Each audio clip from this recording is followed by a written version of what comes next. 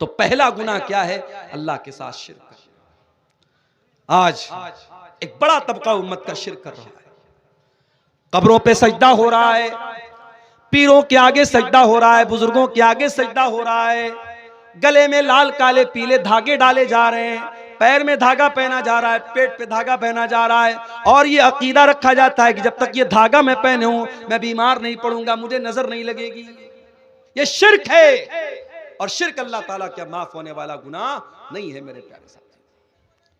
इसीलिए शायर कहता है, वो दी जिससे तौहीद फैली जहां में, वो दी जिससे तौहीद फैली जहां में, वो बदला गया आके हिंदोसिता में। जिस दीन के जरिए तौहीद फैली थी वो दीन आकर के हिंदुस्तान में बदल गया, और हिंदुस्तान में उस दीन के मानने वाले कब्र परस्त बन गए, बुजुर्गों के आगे सजदा करने वाले बन गए, तावीज पहनने वाले बन गए, अल्लाह को छोड़ करके गैरुल्लाह की इबादत करने वाले बन गए। इसीलिए मौलाना हाली कहते हैं, करे गैर गर बुत की पूजा तो काफिर, कवाकिब में माने करिश्मा तो काफिर, झुके आग पर बहरे सजदा तो काफिर, जो ठहराए बेटा खुदा का तो काफिर, मगर मोमिनों पर कुशादा है राहें, परस्तिश करें शौक से जिसकी चाहें, नबी को जो चाहे खुदा कर दिखाएं, इमामों का रुतबा नबी से बढ़ाएं, मजारों पे जा जा के नजरें चढ़ाएं, शहीदों से जा जा के मांगे दुआएं, न तौहीद में कुछ फर्क इससे आवे, न इस्लाम बिगड़े न ईमान जावे। मुसलमान शिर्क कर रहा है और मुसलमान ये सोचता है कि साहब मैं तो कलमा पढ़ता हूं, मेरा शिर्क तो शिर्क नहीं है। नहीं, अल्लाह का कानून एक है मेरे प्यारे साथ। इसीलिए इब्राहिम अलैहिस्सलाम अल्लाह की बारगाह में दुआ करते हैं, व जुनुबनी व बनिया अन नाबुदल असनाम, ऐ अल्लाह तू मुझे भी शिर्क से बचाना और मेरी आने वाली नस्लों को भी तू शिर्क से बचाना, मेरी औलाद को भी तू शिर्क से बचाना। तो ये पहला गुनाह है, कबीरा गुनाह। कौन सा? शिर्क। अल्लाह ताला हम सबको शिर्क से बचने की तौफीक अता फरमाए। दूसरा गुनाह, दूसरा बड़ा गुनाह, किसी बेकसूर को कत्ल करना, किसी निर्दोष की हत्या करना। वला तक़्तुलुन नफ्सल्लती हर्रमल्लाहु इल्ला बिल हक़्क़ि, किसी इंसान को कत्ल न करो जिसकी जान को अल्लाह ताला ने हराम करार दिया है। हाँ, उसको कत्ल किया जा सकता है जिसको कत्ल करने का हक है, जिसको कत्ल करने की शरीयत में परमिशन दी गई है। किसको कत्ल करने की परमिशन दी गई है? अल्लाह के नबी फरमाते हैं, 3 लोग ऐसे हैं जिनको कत्ल करने की शरीयत में इजाजत दी गई है। अस्सय्यिबुज़्ज़ानी, एक वो इंसान है जो शादीशुदा है और ज़िनाकार है, उसकी शरीयत में सजा क्या है? सजाए मौत है। नंबर 2, वल मुफारिक़ु लिदीनिही, इस्लामी हुकूमत के अंदर कोई मुर्तद हो जाए, कोई मुर्तद हो जाए, मुसलमान था काफिर हो जाए, और इस्लामी हुकूमत है तो उसकी भी सजा सजाए मौत है। वन नफ्सु बिन नफ्सी, और जान के बदले जान है। अगर कोई किसी का मर्डर कर दे, किसी को कत्ल कर दे, तो कातिल को भी क़िसास के तौर पे कत्ल किया जाएगा। हाँ, अगर जिसको कत्ल किया गया उसके घर वाले, उसके गार्जियन अगर माफ कर दे तो अलग बात है, वरना कातिल की सजा सजाए मौत है। तो कत्ल करना ये दूसरा बड़ा गुनाह है। अब अगर किसी को लगता है कि इस्लाम आतंकवाद का धर्म है तो उसे कुरान की इन आयतों को पढ़ लेना चाहिए। इस्लाम तो किसी एक इंसान को भी कत्ल करने की इजाजत नहीं देता। बेकसूर लोगों को बम से उड़ा देना, ये सब कुछ हो सकता है, इस्लाम नहीं हो सकता है। ये काम किसी भी मजहब का मानने वाला करे, इस्लाम का मानने वाला अगर ये काम करता है तो कान खोल करके सुन ले, इस्लाम का दामन इससे बरी है। इस्लाम बेगुनाहों की हत्या करने की इजाजत नहीं देता है। और आगे बढ़िए, तीसरा कबीरा गुनाह, वला यज़्नून, अल्लाह के नेक बंदे जिना नहीं करते। जिना करना, बदकारी करना, ये तीसरा बड़ा गुनाह है। इतना बड़ा ये गुनाह है कि कुरान में अल्लाह ने जब जिना का जिक्र किया, ये नहीं फरमाया कि जिना मत करो, फरमाया वला तक़रबुज़्ज़िना इन्नहु कान फ़ाहिशतन व साअ सबीला, जिना के करीब भी मत जाओ, जिना के करीब भी मत जाओ, ऐसा कोई काम ही मत करो कि जिना की नौबत आए। इसीलिए जब औरत घर से निकले, इस्लाम ने हुक्म दिया वो पर्दे में निकले। या अय्युहन नबिय्यु कुल अज़वाजिका व बनातिका व निसाइल मुमिनीना युदनीना अलैहिन्ना मिन जलाबीबिहिन्ना ज़ालिका अदना अन युरफ़ना फला युज़ैन। ऐ नबी, अपनी बीवियों से कह दीजिए, अपनी बेटियों से कह दीजिए और तमाम मुसलमान औरतों से कह दीजिए, जब वो घर से निकले तो अपने ऊपर जिल्बाब डाल लें, अपने ऊपर चादर डाल लें, अपने हुस्न की नुमाइश न करें, अपनी खूबसूरती को जाहिर न करें, पर्दे में रहें। ये पर्दा उनकी पहचान बनेगा, ये पर्दा दुनिया को बताएगा ये इज्जतदार लड़कियां हैं और कोई उनको छेड़ने की जरूरत नहीं करेगा। ये पर्दे का हुक्म क्यों दिया गया? ताकि ज़िना के कोई करीब भी न जाए। मर्दों को हुक्म दिया गया, कुल लिल मुमिनीना यगुद्दू मिन अबसारिहिम। ऐ नबी, मोमिन मर्दों से कह दीजिए अपनी निगाहों को नीचे रखें, व यहफज़ू फुरूजहुम, और अपनी शर्मगाह की हिफाजत करें। ये निगाहों को नीचे रखने का हुक्म क्यों दिया गया? ताकि आप ज़िना के करीब न जाए। नौजवान लड़का शादी के काबिल हो जाए, नौजवान लड़की शादी के काबिल हो जाए। क्यों हुक्म दिया गया कि जल्दी से उसकी शादी की जाए? ताकि कोई ज़िना के करीब न जाए। फरमाया, या माशर शबाबी मन इस्तता मिनकुमुल बा। ऐ नौजवानों, जब तुम शादी के काबिल हो जाओ तो निकाह कर लो। फ़इन्नहु अग़ज़्ज़ु लिल बसर व अहसनु लिल फ़र्ज। इसलिए कि जब शादी करोगे तो तुम्हारी आंखें झुक जाएंगी और तुम्हारी शर्मगाह महफूज हो जाएगी। ज़िना के करीब भी मत जाओ, इसीलिए कहा गया उसको, उसी के लिए जल्दी से निकाह करने का हुक्म दिया गया।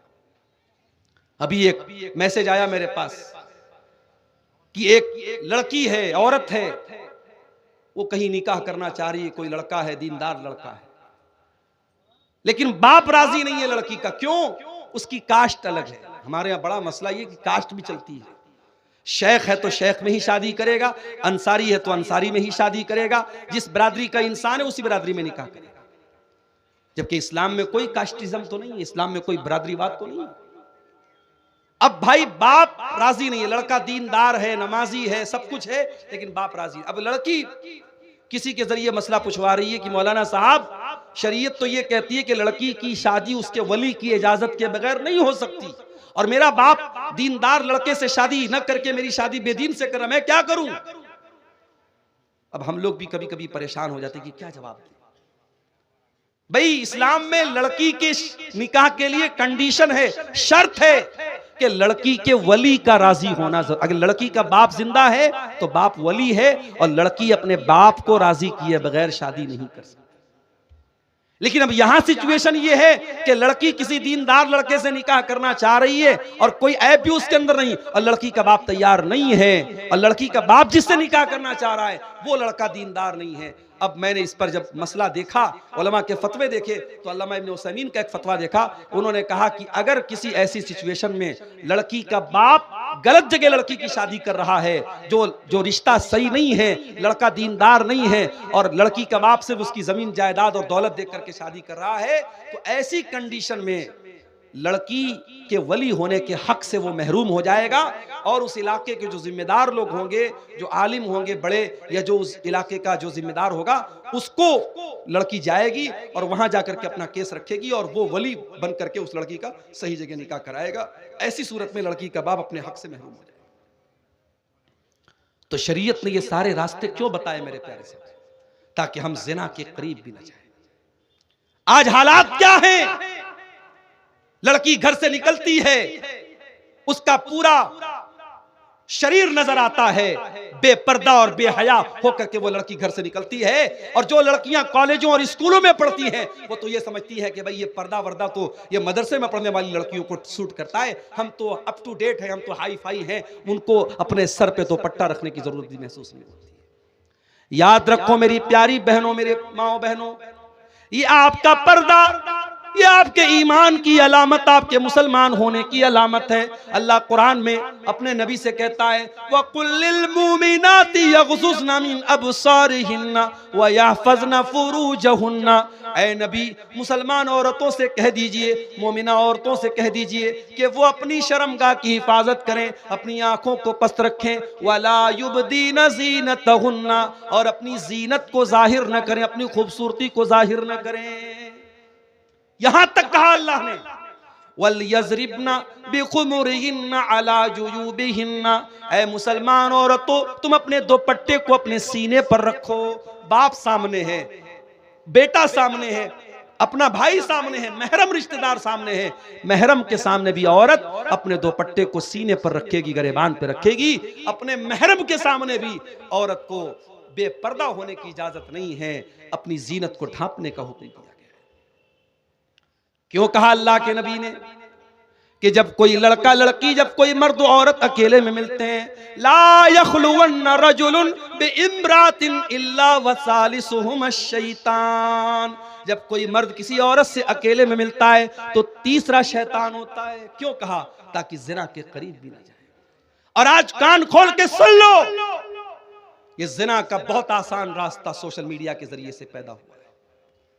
ये व्हाट्सएप पर जो बातें हो रही हैं, ये जो फेसबुक के जरिए इंट्रोडक्शन हो रहा है, बाप माफ कीजिएगा, मैंने ऐसे केस भी देखे हैं। लड़का मदरसे का पढ़ा हुआ आलिम है, लड़की मदरसे की पढ़ने वाली आलिमा है, सारी जिंदगी कुरान और हदीस पढ़ते पढ़ाते रहे हैं, मगर इस सोशल मीडिया ने उनको भी जिना की गड्ढे में डाल दिया है। शैतान तो आलिम के साथ भी लगा है, शैतान तो आलिमा के साथ भी लगा है। खबरदार!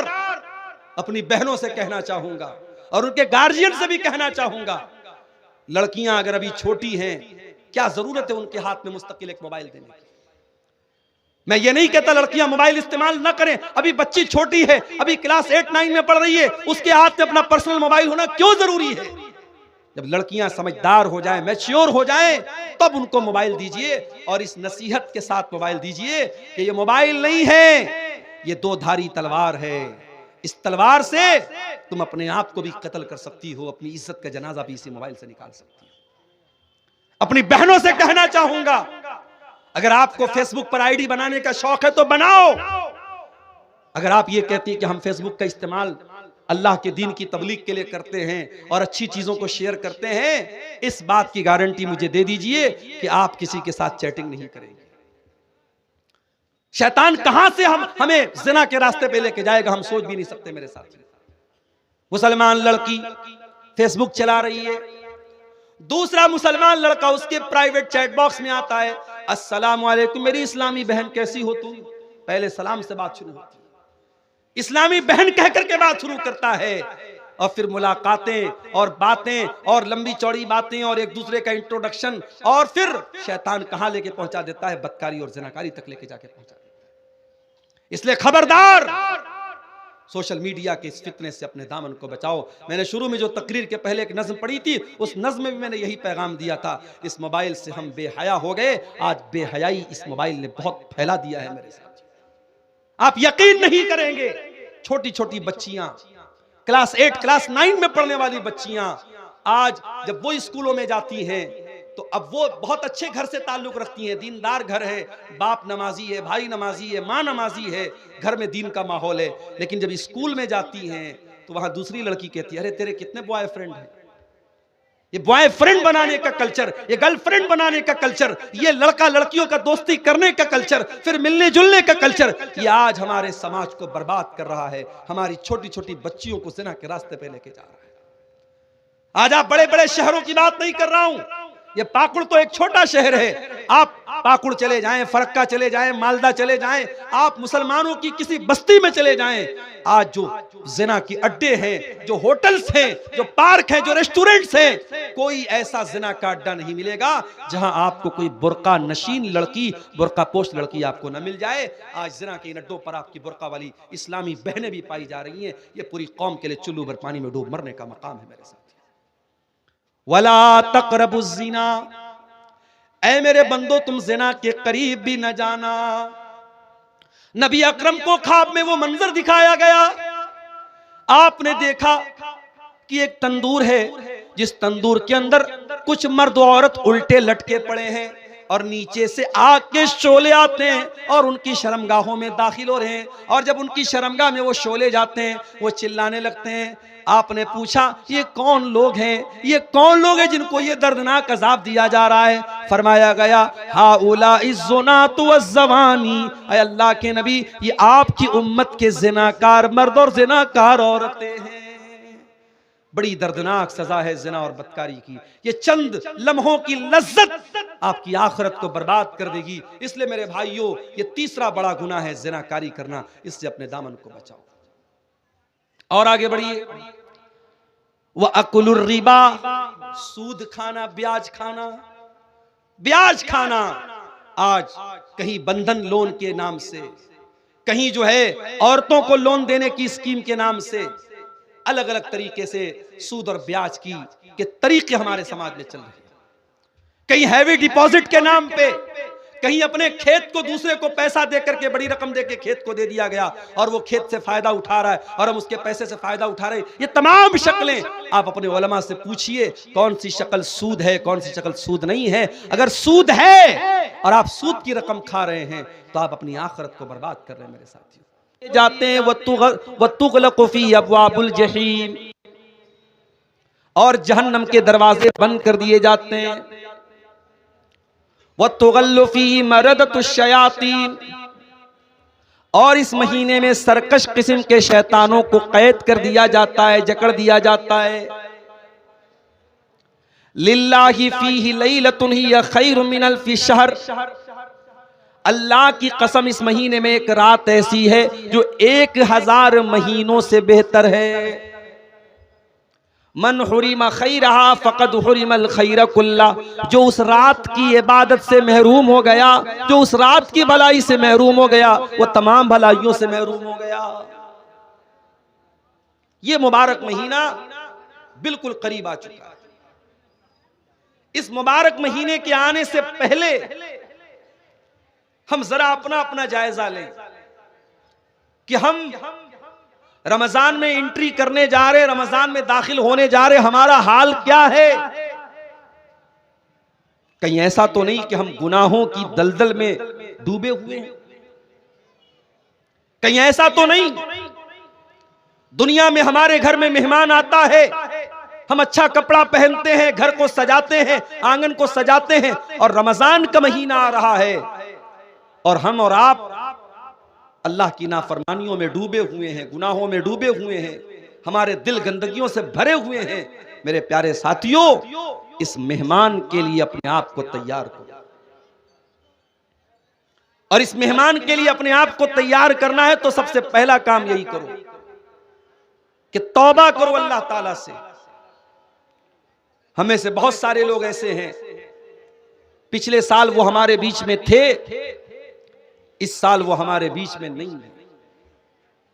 उनमें बुजुर्ग लोग भी हैं, 80-90 साल के होकर के अल्लाह के पास चले गए, और ऐसे भी लोग आपके बीच में रहे होंगे जो बिल्कुल नौजवान थे, यंग थे, और किसी बीमारी में, किसी हादसे में, किसी एक्सीडेंट में उनका इंतकाल हो गया और वो अल्लाह को प्यारे हो गया।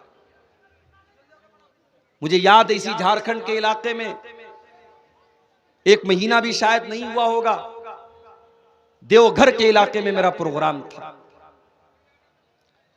और अगले दिन मुझे बनारस जाना था। सुबह मेरी क्लास का मामला था, वहां भी ऐसा ही हुआ। रात में 11-11:30 बजे तक मेरी तकरीर हुई, और वहां रात भर का प्रोग्राम नहीं होता। उन लोगों ने कहा ठीक है मौलाना, आपकी तकरीर आखिरी होगी और आप करके निकल जाइएगा। 4 व्हीलर से मैं वहां गया था, और तकरीर करके जैसे ही मैं वहां से निकला हूं, आधा घंटे के बाद फोन आया कि यहां बहुत बड़ा हादसा हो गया।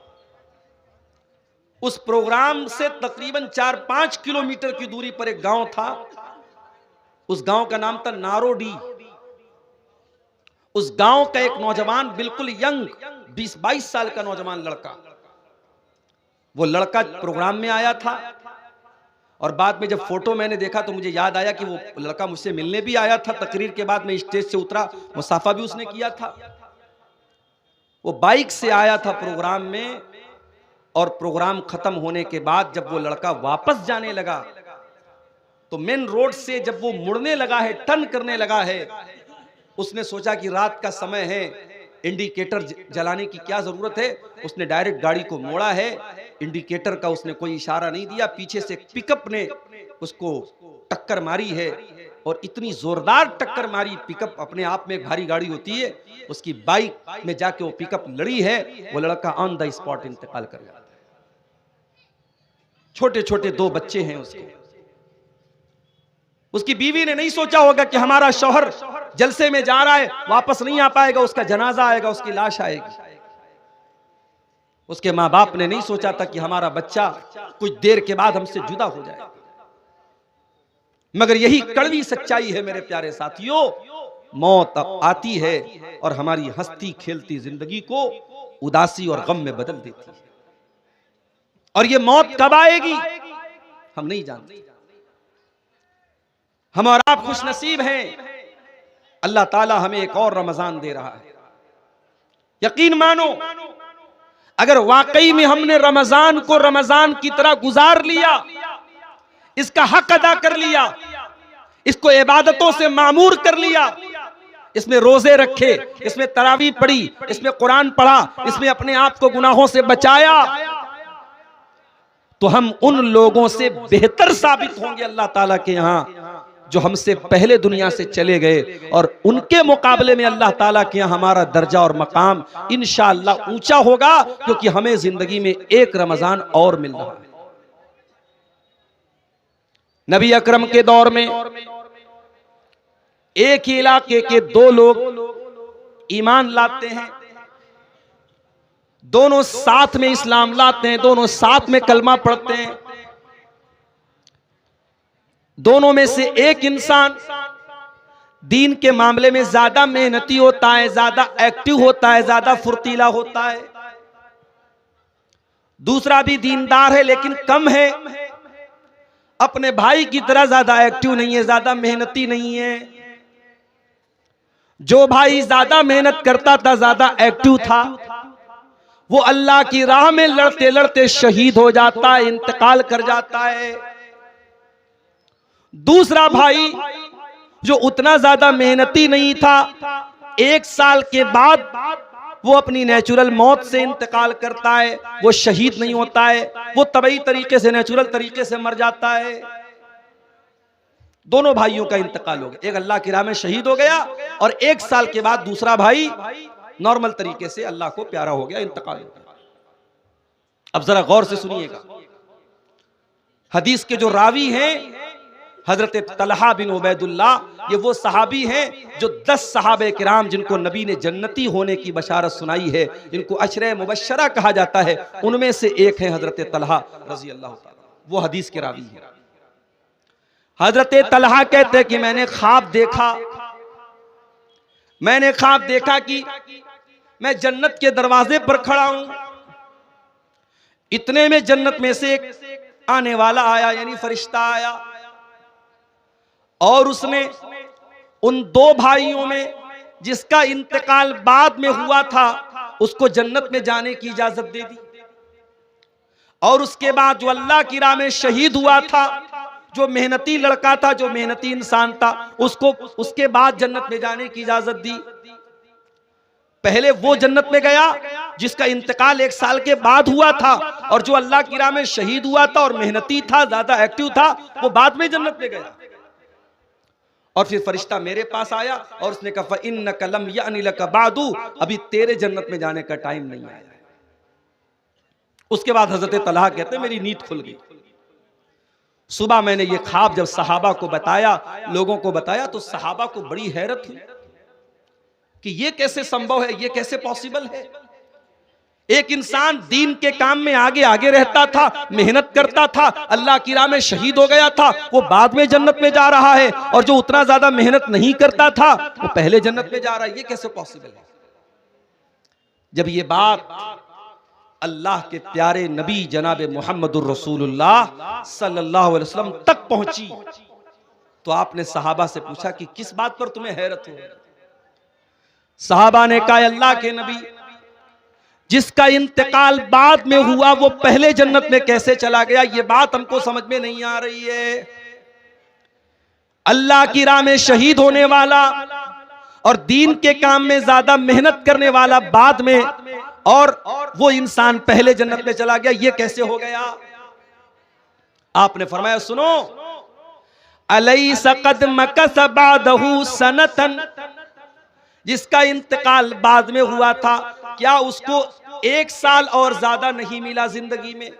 साहबा ने कहा 1 साल उसको ज्यादा मिला। अलैसा कद अद्रक रमजान, क्या उसको जिंदगी में 1 रमजान और ज्यादा नहीं मिला? हाँ अल्लाह के नबी, उसको 1 रमजान और ज्यादा मिला।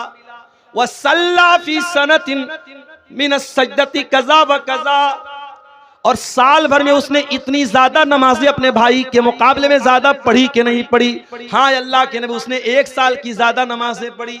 आपने फरमाया फमा बैनहुमा अबादु मिम्मा बैनल अर्दि वस्समा, दोनों के मकाम और मर्तबे के बीच में उतनी ही दूरी है जितनी जमीन और आसमान के बीच में दूरी है।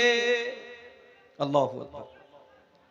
1 साल बाद मरने वाला इंसान अपने भाई से मकाम और मर्तबे में इतना दूर है, इतना बड़ा उसका मकाम है जितना जमीन और आसमान के बीच का फासला और गैपिंग है। मेरे प्यारे साथी, हम और आप वो खुशनसीब लोग हैं मेरे साथी, हमें जिंदगी में 1 रमजान और मिलने जा रहा है।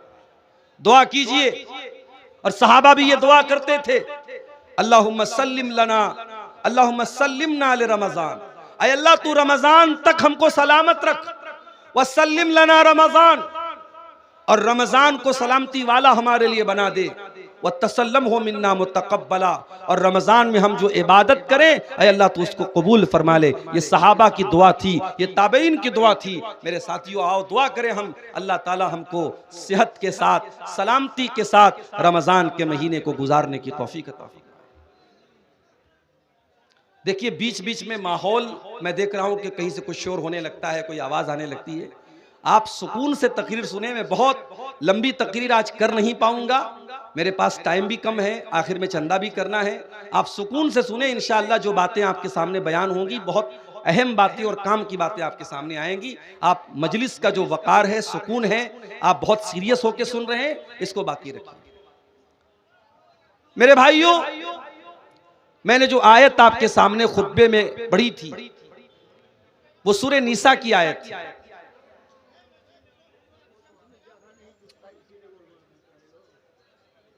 सूरह निसा की उस आयत में अल्लाह ताला ने ईमान वालों से एक वादा किया है।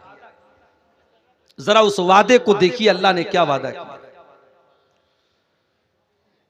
इन तजतनिबू कबाइर मा तुनहौना अन्हु, अगर तुम बचोगे बड़े बड़े गुनाहों से, कबीरा गुनाहों से। इन तजतनिबू कबाइर मा तुनहौना अन्हु, अगर तुम उन बड़े बड़े गुनाहों से बचोगे जिनसे तुमको मना किया जाता है, रोका जाता है। इन तजतनिबू कबाइर मा तुनहौना अन्हु नुकफ्फिर अन्कुम सय्यिआतिकुम, अगर तुम कबीरा गुनाहों से बचोगे, अगर तुम बड़े बड़े गुनाहों से बचोगे तो हम बाकी के गुनाहों को तो ऐसे ही माफ कर देंगे। वनुदखिलकुम मुदखलन करीमा, और हम तुमको बेहतरीन जगह में दाखिल करेंगे, जन्नत में दाखिल करेंगे, हम तुमको जन्नती बना देंगे अगर तुम कबीरा गुनाहों से बचोगे। सवाल ये पैदा होता है, कबीरा गुनाह किसको कहते हैं? अभी रुक जाइए, कबीरा गुनाह किसको कहते हैं इसका मतलब हम अभी आपको समझाएंगे। आइए एक और आयत देखते हैं, कुरान के 27वें पारे की सूरह नज्म की आयत। अल्लज़ीना यजतनिबून कबाइरल इस्मि वल फवाहिश इल्लल लमम, अल्लाह के नेक बंदे वो होते हैं जो कबीरा गुनाहों से और गंदे कामों से बचते हैं, जो जिना से बचते हैं, जो बदकारी से बचते हैं, जो फहश कामों से, वल्गर कामों से, अश्लील कामों से बचते हैं। इल्लल लमम, हाँ अगर कभी पैर फिसल जाए, कभी कोई छोटी मोटी गलती हो जाए तो अलग बात है इंसान होने के नाते, लेकिन अल्लाह के नेक बंदों की पहचान यही है कि वो बड़े बड़े गुनाहों से बचते हैं।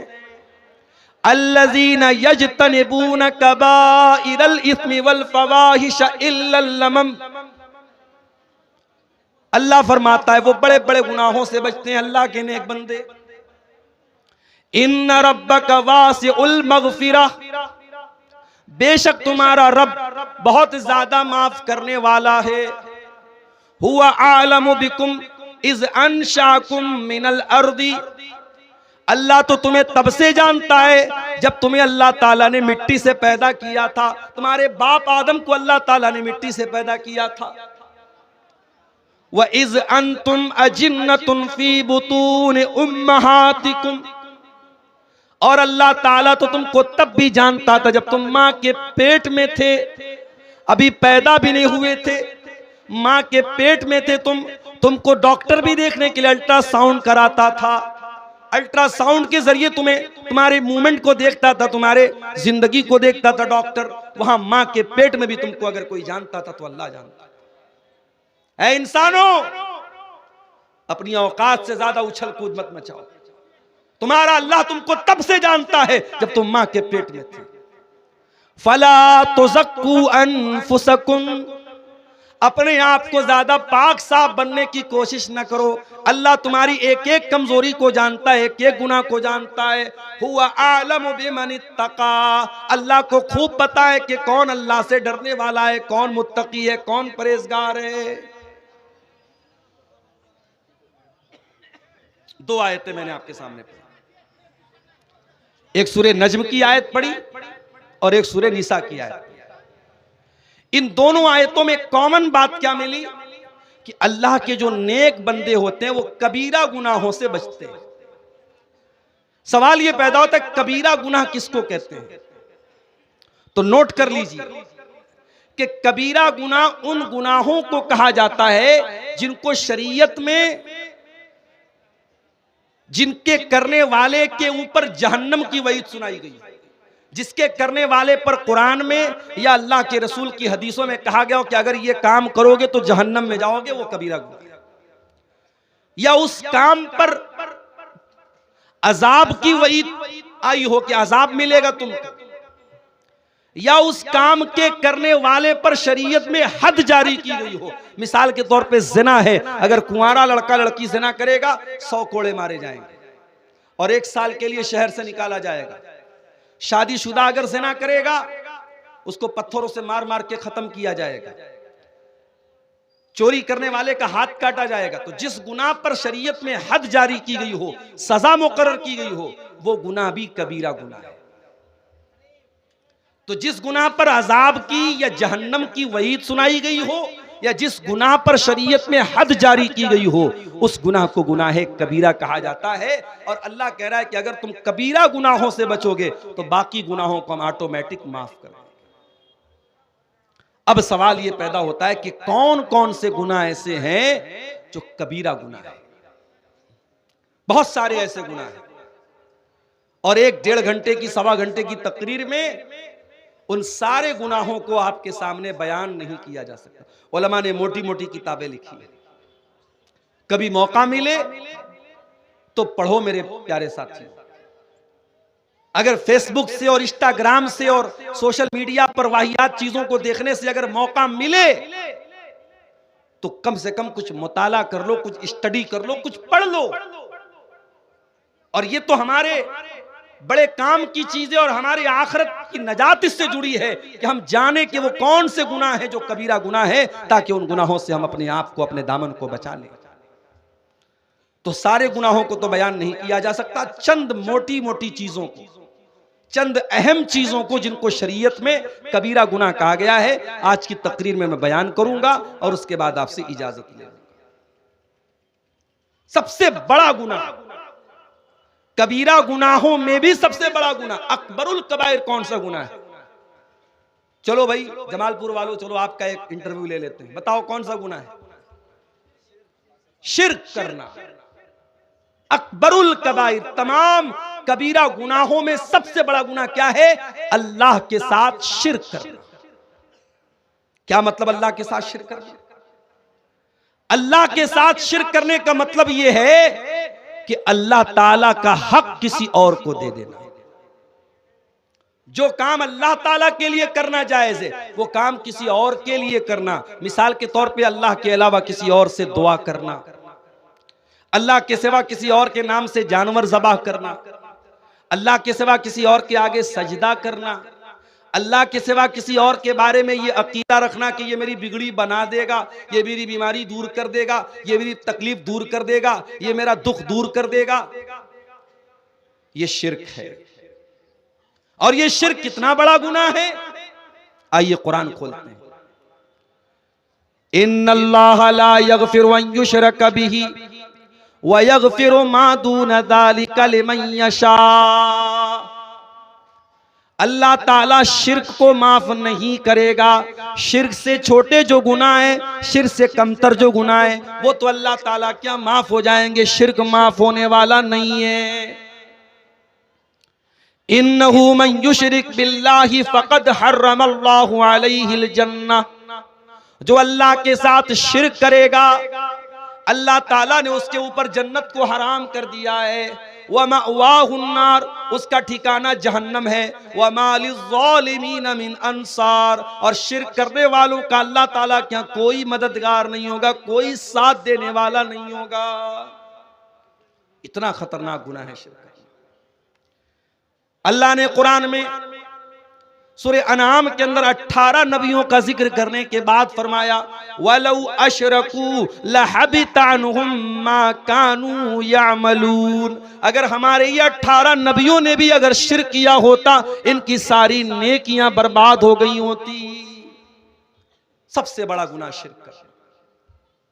अल्लाह कुरान में अपने नबी से कहता है वलक़द ऊहिया इलैका व इलल्लज़ीना मिन क़ब्लिका लइन अशरकत लयहबतन्न अमलुक व लतकूनन्न मिनल ख़ासिरीन। ऐ मेरे हबीब, अगर आपने भी शिर्क कर दिया तो आपके भी तमाम के तमाम अमल बर्बाद हो जाएंगे और आप भी खसारा उठाने वालों में से हो जाएंगे। शिर्क से अपने आप को बचाओ मेरे साथ।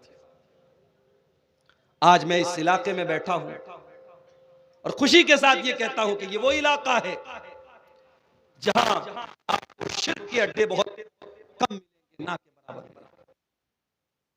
एक बड़ी तादाद हमारे उन भाइयों की है जो कुरान और हदीस को फॉलो करते हैं, जो शिर्क और बिदअत से दूर हैं। ये बहुत खुशी की बात है और बहुत खुशी की बात है मेरे साथ। आप यकीन नहीं करेंगे, मेरे पास ऐसे भी फोन आते हैं कि मौलाना साहब मैं फला इलाके में रहता हूं, मेरे घर से करीब में कोई ऐसी मस्जिद नहीं है जहां सही तरीके से नमाज पढ़ी जाती है।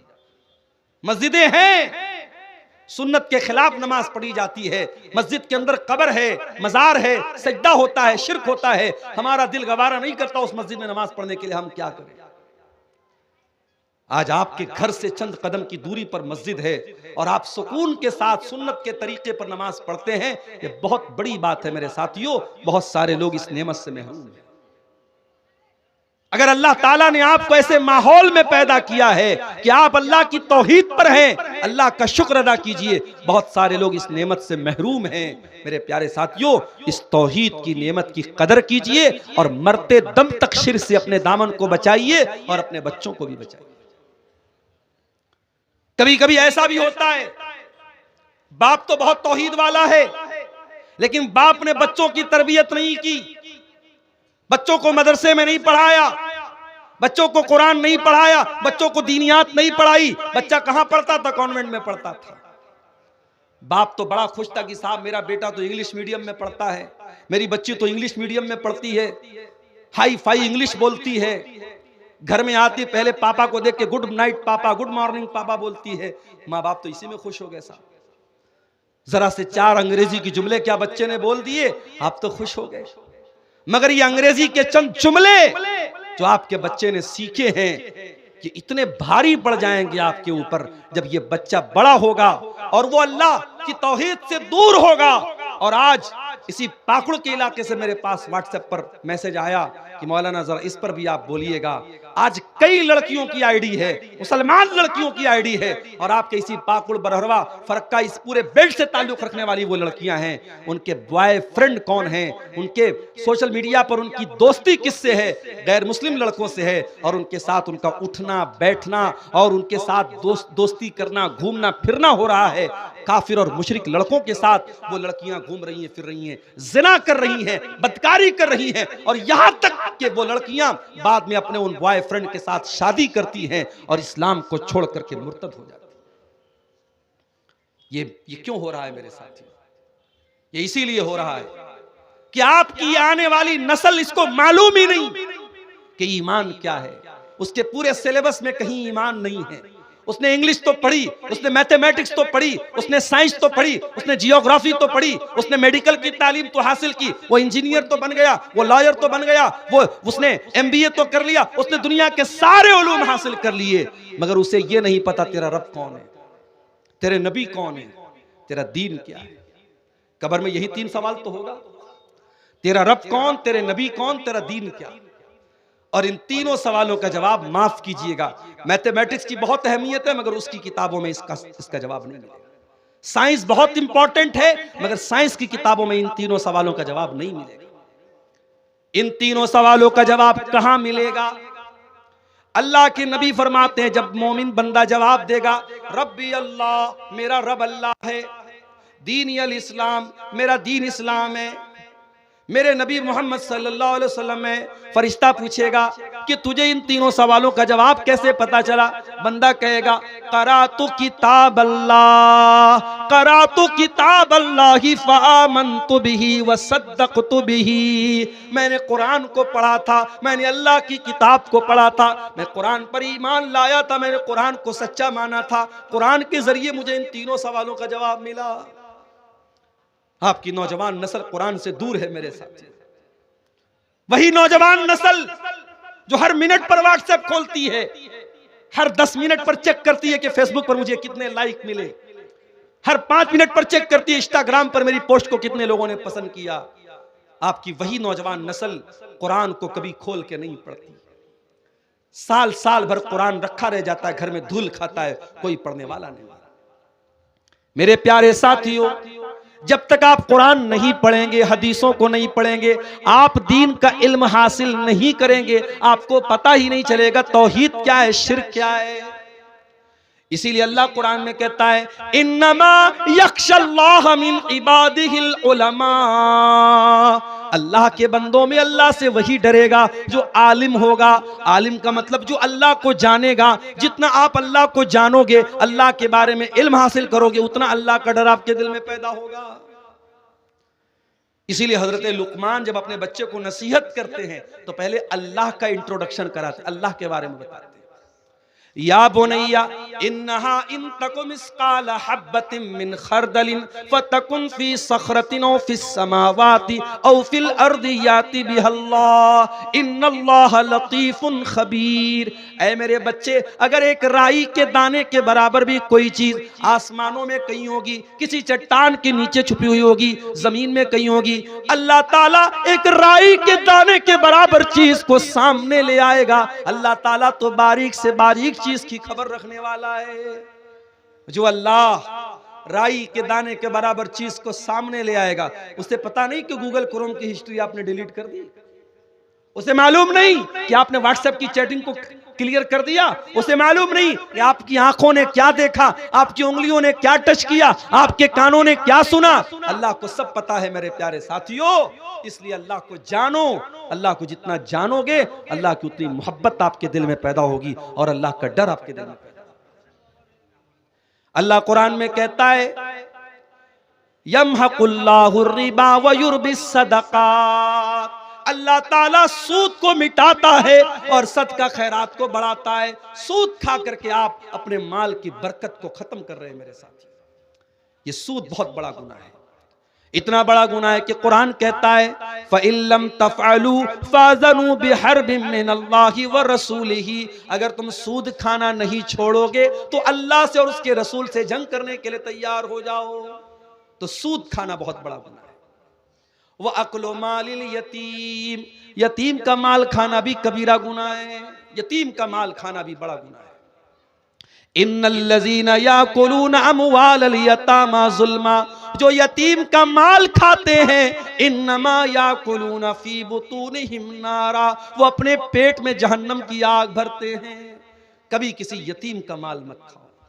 अगर आपके भाई का इंतकाल हो गया और आपके भाई के छोटे छोटे बच्चे यतीम बच्चे हैं, तो बेदर्द बेरहम न बन जाओ और ये मत कहो शरीयत की दुहाई देते हुए कि अरे इन यतीमों का कुछ नहीं बनता, मेरे बाप की मीरास में तो मेरा हक बनता है, मेरा भाई तो मर गया बाप की जिंदगी में, उसका नहीं बनता। उन यतीमों पर तरस खाओ और अपने बाप से कह करके उन यतीमों को भी उन वसीयत का हक दिलवाओ, ताकि वो बच्चे जो है, वो यतीम बच्चे महरूम न रह जाए। और एक दो बातें और बयान करके फिर हम जलसे के असल मकसद की तरफ आएंगे और आप सबसे अपील करेंगे कि आप आइए और मेरे हाथ पर आप मस्जिद के लिए जो चंदा है वो देते हुए जाए। मेरे पास अब वक्त बिल्कुल 20 मिनट का वक्त बचा है। एक दो बातें और बयान करके हम चंदे की तरफ आते हैं। कबीरा गुनाहों की बात हम कर रहे हैं मेरे साथ। कबीरा गुनाहों में एक बहुत बड़ा गुनाह नमाज का छोड़ना है। जो लोग नमाज छोड़ते हैं जानबूझ करके, वो कान खोल करके सुन लें, नमाज का छोड़ना बहुत बड़ा गुनाह है, कबीरा गुनाह है। अल्लाह ने कुरान में 16वें पारे में जहां अपने नबियों का जिक्र किया, नबियों का जिक्र करने के बाद फरमाया फखलफ मिन बादिहिम खल्फुन अज़ाउस सलाता वत्तबउश शहवाति फसौफ यल्कौना गय्या। मेरे नबियों के बाद ऐसे नालायक लोग आए जिन्होंने अपनी ख्वाहिशात की पैरवी की और जिन्होंने नमाजों को बर्बाद किया, नमाजों को छोड़ दिया। ऐसे लोग जहन्नम की आग में डाले जाएंगे।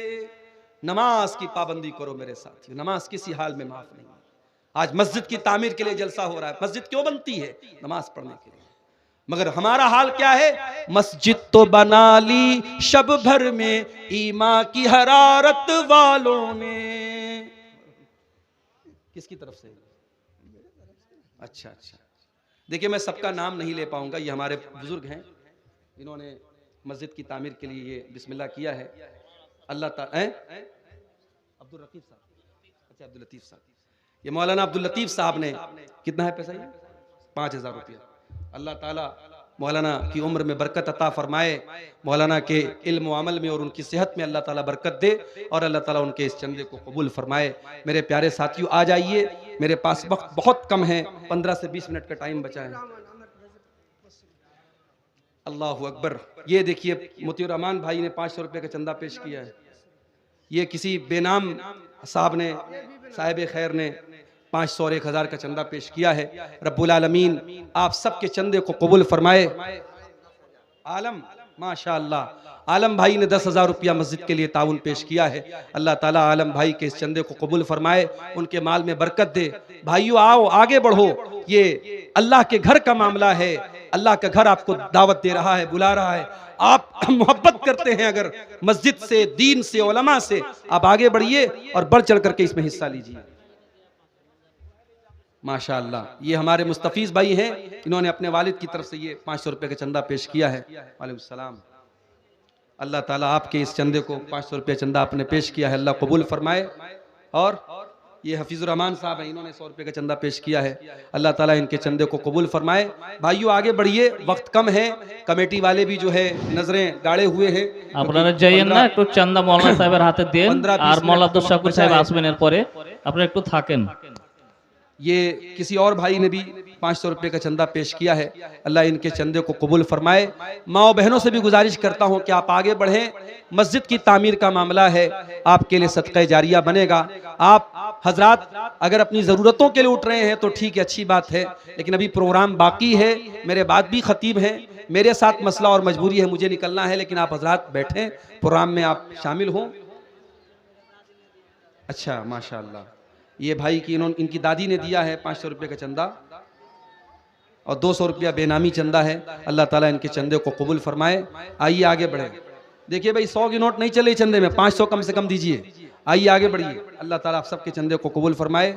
मैं बगैर गिने दे रहा हूँ सामने, अल्लाह ताला आप सबके ताउन को कबूल फरमाए।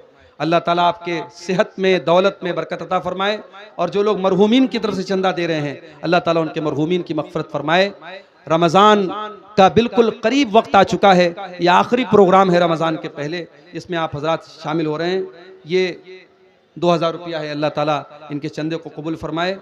आप सब आइए आगे बढ़िए और 10 मिनट मेरे हाथ पे चंदा देते हुए अल्लाह ताला के यहाँ अपने जन्नत में अपने घर को बनाते हुए आगे बढ़िए। माशाअल्लाह, आइए आइए, चले आओ चमन तुमको बुलाता है।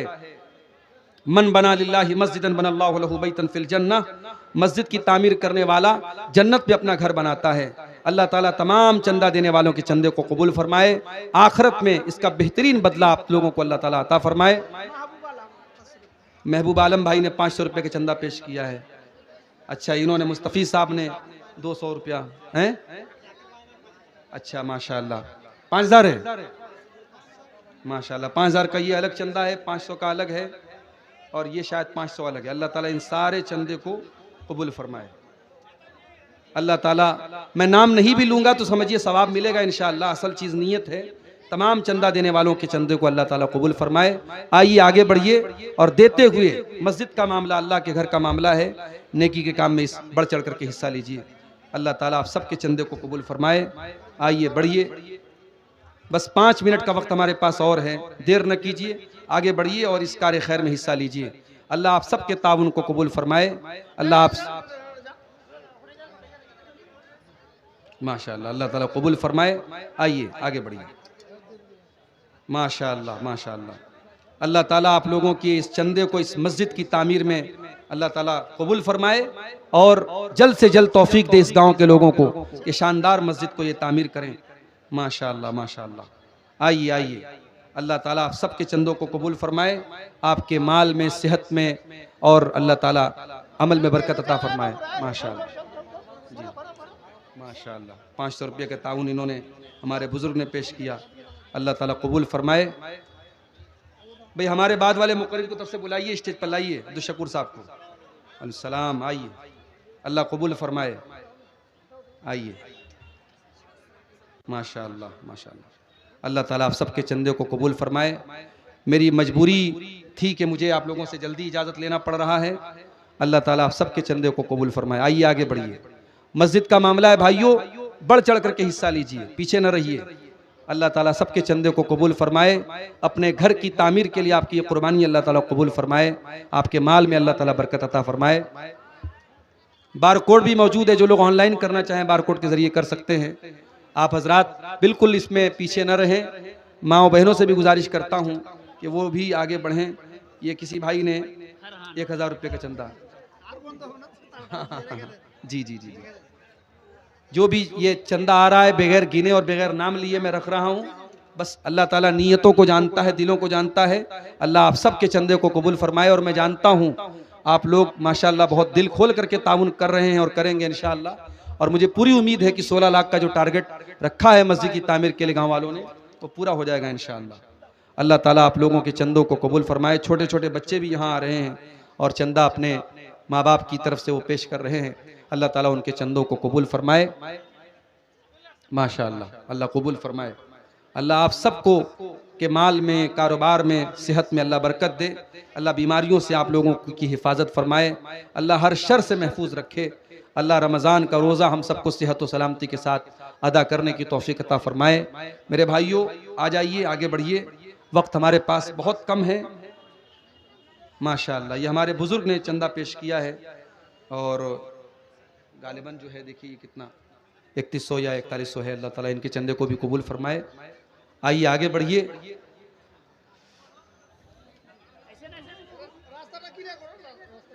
माशाअल्लाह, আপনারা দিয়ে দেন আর একটু রাস্তাটা ক্লিয়ার রাখেন। মৌলানা সাহেবকে আসতে দেন, सबके আসতে देन, मौलाना साहब का चाहते देन। अल्लाह मगफरत फरमाए, अल्लाह कबूल फरमाए, आमीन। महमूद साहब, मौलाना महमूद साहब की तरफ से 1500 रुपया है। ये इन्होंने 200 रुपये একটু আসতে দেন, मौलाना साहब কাছে আপনারা আসতে দেন, সামনেটা একটু ক্লিয়ার রাখেন। अशरफुल, माशाअल्लाह, अल्लाह कबूल फरमाए। जो लोग भी अपने मरहूमीन की तरफ से दे रहे हैं अल्लाह उनके मरहूमीन की मगफरत फरमाए। और जो अपनी तरफ से दे रहे हैं अल्लाह उनकी सेहत में, उनके माल में अल्लाह बरकत अता फरमाए। जज़ाकुमुल्लाह खैर।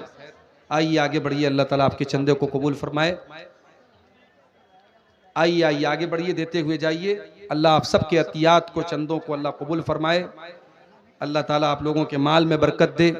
जो लोग अपने मरहूमीन की तरफ से दे रहे हैं, अपने माँ बाप की तरफ से या अपने किसी भी रिश्तेदार की तरफ से दे रहे हैं, अल्लाह ताला उनके मरहूमीन की मग़फ़िरत फरमाए, उनकी कब्रों को अल्लाह ताला नूर से भर दे।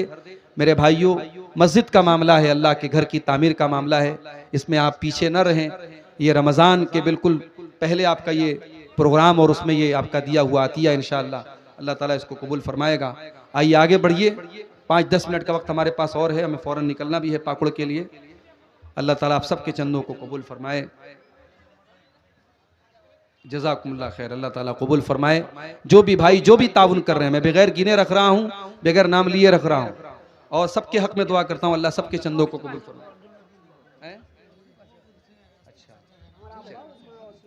अच्छा, अल्लाह ताला कबूल फरमाए, अल्लाह उनकी मग़फ़िरत फरमाए। अल्लाह ताला तमाम चंदा देने वालों को चंदे को कबूल फरमाए। आइए आगे बढ़िए, রাস্তাটা ক্লিয়ার রাখেন, এই সামনেটা রাস্তাটা ক্লিয়ার রাখেন। अल्लाह सारे चंदा देने वालों के चंदे को कबूल फरमाए। आप लोगों ने बहुत अच्छे तरीके से प्रोग्राम को सुना है और अभी सुनेंगे, अभी प्रोग्राम बाकी है इंशाअल्लाह। और मस्जिद की तामीर के लिए आप ज़रूर हिस्सा लीजिए। अभी तक जो भाई पीछे रह गए हैं और आगे नहीं आए हैं, उनसे गुजारिश है, अगर आप कैश नहीं लाए हैं, ऑनलाइन भी आप फ़ोन पे वगैरह के ज़रिए भी भेज सकते हैं। ज़रूर हिस्सा लीजिए और इंशाअल्लाह अगर आप थोड़ा सा दिल खोलेंगे तो ये कोई बहुत बड़ा टारगेट नहीं है, इंशाअल्लाह ज़रूर पूरा हो जाएगा। अल्लाह आप सबके चंदों को कबूल फरमाए। जिन्होंने जो भी दिया है अपनी अपनी हैसियत के मुताबिक, अल्लाह सारे चंदा देने वालों के चंदे को कबूल फरमाए। बैठ जाएं आप लोग, जिन लोगों को चंदा देना है वो आगे आ जाए, बाकी लोग बैठे रहे। प्रोग्राम अभी चलेगा, प्रोग्राम खत्म नहीं हो रहा है।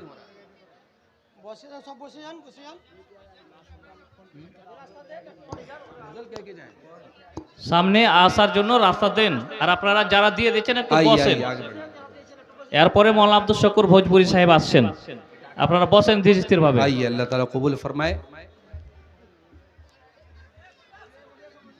ए भाई यूट्यूब वालों, ये सब चंदे वंदे को मत रिकॉर्ड कर लेना भाई, वरना चंदे वाले मौलवी बन जाएंगे हम। इसको हटा देना यूट्यूब से, है ना, कोई भरोसा नहीं तुम लोगों का, डाल दोगे इसको, फिर हर जगह लोग बोलेंगे मौलवी साहब चंदा करा दीजिए, फिर मसला हो जाएगा। आइए आप लोग आगे बढ़िए और जो भाई पीछे रह गए हैं वो इसमें हिस्सा लीजिए। आइए, अल्लाह कबूल फरमाए। जो भी आप दे सकते हैं, कोई पाबंदी नहीं है। बैठ जाएं, बैठ भी प्रोग्राम चलेगा। अभी अब्दुल शकूर भोजपुरी साहब बहुत भोजपुरी में आपको अच्छी अच्छी बातें सुनाएंगे इंशाअल्लाह। आप लोग बोसिए, बैठिए। हाँ, बोसी जाबेन देते जाबेन।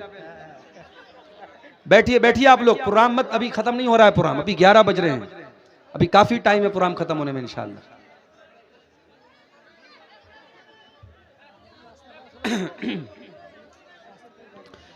एक भाई ने गुजारिश की है कि कोई नज्म पढ़ते हुए हम यहाँ से इजाज़त लें। 51 हो गया है, बस अब एक नज्म सुन करके आप, मैं नज्म पढ़ रहा हूँ, जो लोग देना चाहें आते देते जाएं इंशाअल्लाह। मैं आखिर में उनके हक में दुआ कर दूंगा। मत करो नाराज रब को, जलजला आ जाएगा। बैठ जाइए सुकून से बैठे, भी प्रोग्राम खत्म नहीं हुआ है, सवालात भी आ गए। मत करो नाराज रब को, जलजला आ जाएगा। शहर हो जाएगा वीरान,